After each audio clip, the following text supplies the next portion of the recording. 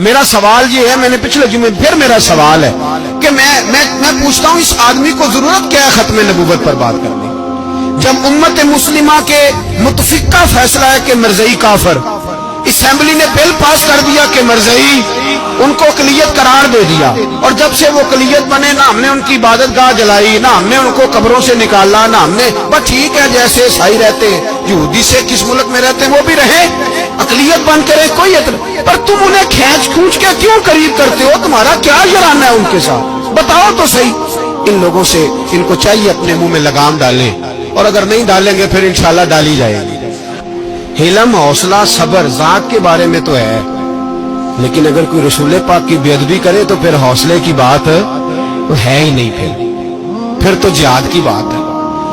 اور میں دیانتداری سے مسجد میں باوضو بیٹھ کر جمعے کے دن مشورہ دیتا ہوں حکومت کو، اور وزیر قانون کو مشورہ دیتا ہوں کہ نہ فرعون کی حکومت ساری زندگی رہی، نہ نمرود رہا، نہ جاج بن یوسف رہا، نہ یزید رہا، اور یار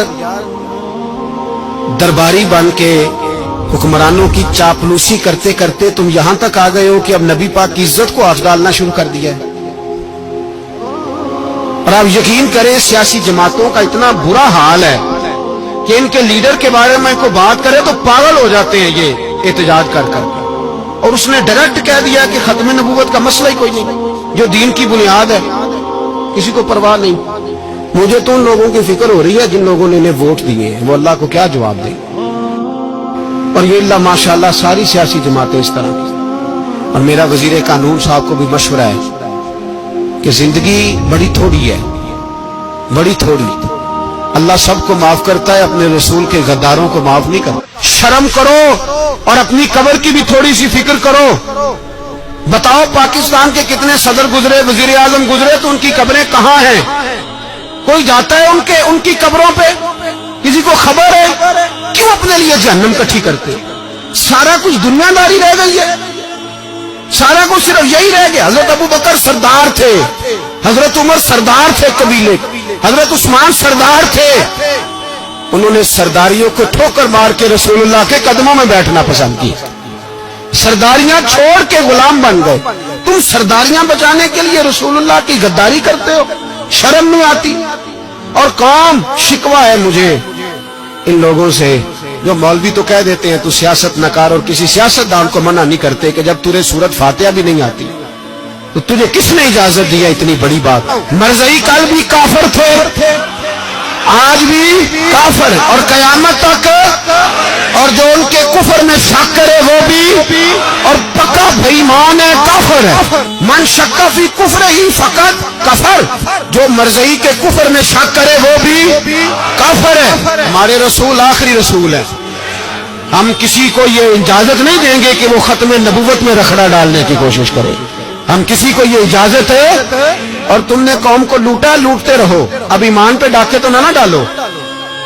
تمہیں دولت لوٹ کے پیٹ نہیں بھرا، اب ایمان لوٹنا شروع کر لیا ہے۔ تمہارا فیکٹریاں لوٹ کر، قومی خزانہ لوٹ کر پیٹ نہیں بھرا، بے ایمانو اب دین بیچ کر اپنی حکومتیں پکی کرو گے۔ اور وہ لوگ بھی تیار ہو جائیں جو ان بے ایمانوں کو منتخب کرتے ہیں، ان سے بھی سوال کرے گا ختم نبوت کا موضوع قیامت کے دن کہ تم بتاؤ۔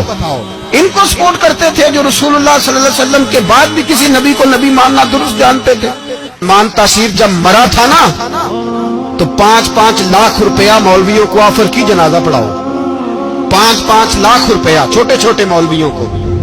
اور داتا صاحب کی مسجد کے خطیب بھی صوبائی جو تھے وہ خطیب تھے، ملازم تھے، انہوں نے کہا کہ ایمان نہیں بھیجنا، نکالنا نوکری سے تو نکال دو۔ اور بادشاہی مسجد کا مولوی جس کا پتہ نہیں چلتا، کبھی کدھر چلا جاتا ہے کبھی کدھر، یہاں تو وہ بھی کھڑا ہو گیا، اس نے کہا نا ایمان نہیں بیچنا۔